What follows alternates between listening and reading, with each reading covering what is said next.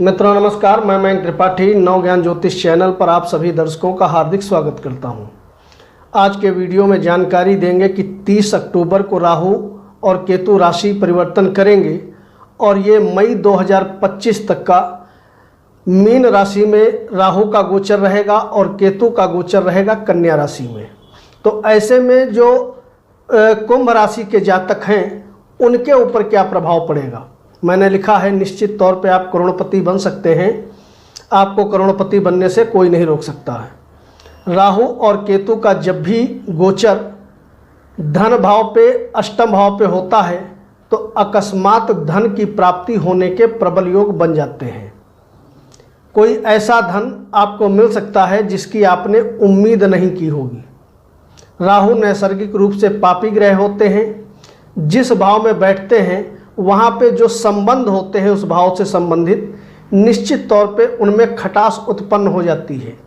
ये आपके बैठे हैं द्वितीय भाव में, तो इसका मतलब ये रहा द्वितीय भाव से हम अपने परिवार का विचार करते हैं तो कहीं ना कहीं परिवार में कलेश का माहौल निश्चित तौर पे राहु और केतु के प्रभाव से उत्पन्न होगा। यानी कि यदा कदा हो सकता है नोक झोंक की स्थिति उत्पन्न हो और साथ ही साथ न चाहते हुए भी आप वाणी से कुछ ऐसा बोल सकते हैं कि मतभेद हो जाए। लेकिन पैसे के लिए यह गोचर बहुत शानदार रहेगा। अकस्मात धन प्राप्ति आपको ये राहु और केतु कराएंगे। इसके अलावा राहु की जो दृष्टियां होती हैं वह गुरु के समान होती हैं।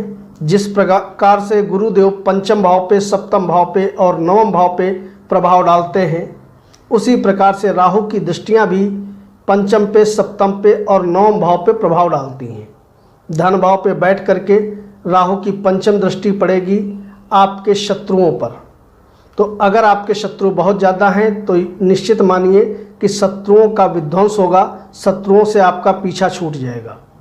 इसके अलावा यहाँ पर राहु की कृपा से अगर कोर्ट कचहरी मुकदमा आदि में आप फंसे हो तो उसमें भी आपको राहत देखने को मिलेगी। और वहीं पर लग्नेश चूँकि बड़ा मजबूत अवस्था में है तो स्वास्थ्य का भी 2025 तक सभी कुंभ राशि के व्यक्तियों को लाभ मिलता हुआ दिखाई पड़ेगा। इसके अलावा राहु का प्रभाव पड़ेगा आपके कार्यक्षेत्र पे। यह जो प्रभाव राहु का पड़ेगा यह सकारात्मक प्रभाव पड़ेगा, तो कार्यक्षेत्र में भी कहीं ना कहीं आपको लाभ मिलता हुआ दिखाई पड़ेगा। उधर आमदनी भाव को बढ़ाने का काम कर रहे हैं गुरुदेव बृहस्पति, जो स्वयं आईएएस होते हैं, सोर्स ऑफ इनकम के मालिक होते हैं। ये सोर्स ऑफ इनकम पे दृष्टि डाल रहे हैं, नवई दृष्टि अपनी मूल त्रिकोण राशि पे। तो यानी कि पैसे के विषय में आप महाभाग्यशाली रहने वाले हो। 2025 मई तक पैसा निरंतर आपके पास आता रहेगा।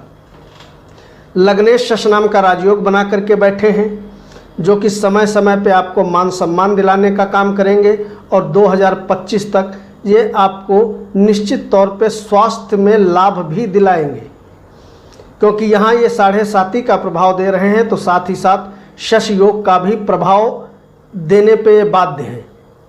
तो निश्चित तौर पे इसका जो है आपको लाभ मिलेगा। उधर अब बात अगर केतु की करें तो केतु आपके अष्टम भाव में गोचर कर रहे हैं। तो जो विद्यार्थी हैं उनके लिए बड़ा सुंदर समय रहने वाला है। जो रिसर्च के फील्ड में काम कर रहे हैं, साइंटिस्ट हैं, वकालत का काम कर रहे हैं, इस प्रकार का कोई भी काम कर रहे हैं, निश्चित तौर पे उनके लिए सफलतादायक समय शुरू हो गया है।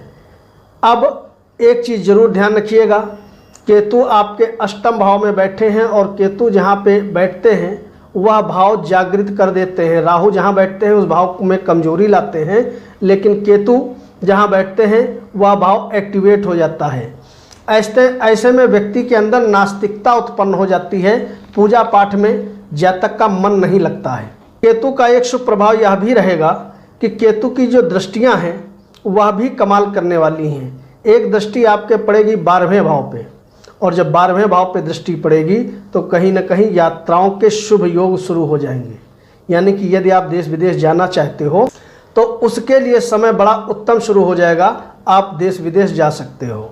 और साथ ही साथ केतु की जो नवई दृष्टि है वह पड़ेगी आपके चौथे भाव पे। जिसके कारण से कुछ मामलों में तो शुभ है लेकिन कुछ मामलों में अशुभ है। चौथे भाव पे शुभ प्रभाव ये मिलेगा कि कहीं ना कहीं सभी काम बनने के बावजूद भी आपके अंदर इनसिक्योरिटी रहेगी।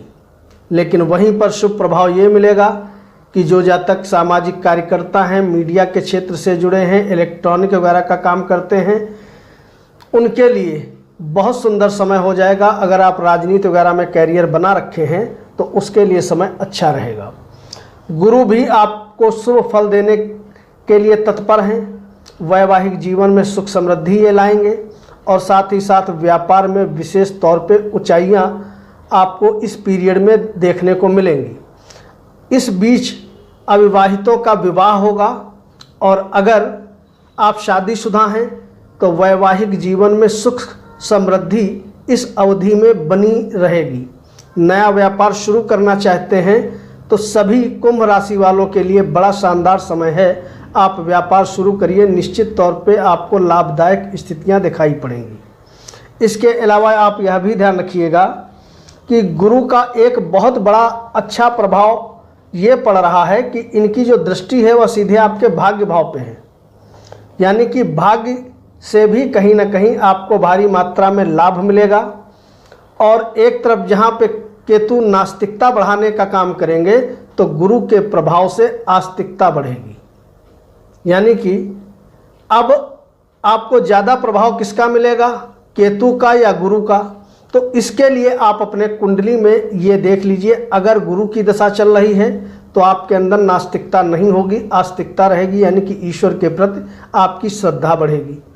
अगर केतु या राहु की महादशा अंतरदशा चल रही है तो निश्चित तौर पे मान के चलो कि आपका जो है पूजा पाठ में बिल्कुल भी मन नहीं लगने वाला है। सबसे बड़ा प्लस पॉइंट ये है कि लग्नेश आपके काफ़ी शुभ अवस्था में रहेंगे, कहीं पर ये पीड़ित नहीं रहेंगे, जिसके फलस्वरूप लगभग 2025 तक का जो समय रहेगा प्रत्येक क्षेत्र में आपको लाभ दिलाने वाला रहेगा।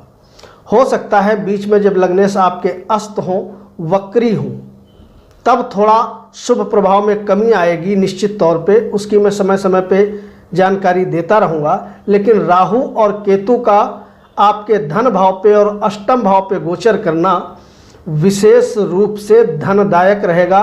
धन के विषय में आप महाभाग्यशाली रहोगे। इस अवधि में आपके पास धन किसी न किसी माध्यम से आता रहेगा। उपाय क्या करोगे? उपाय में मैंने बताया कि लग्नेश बड़ा मजबूत अवस्था में है तो शनि के मंत्रों का यथाशक्ति आप जप करिए। ओम संग शनिश्चराय नमः। और साथ ही साथ समय निकाल करके शनिवार शनि मंदिर में जा करके एक दीपक शनि देव के निमित्त जरूर जलाएं ताकि लाभदायक स्थितियां और भी ज़्यादा बनती चली जाएं। तो आज के वीडियो में बस इतना ही। नमस्कार।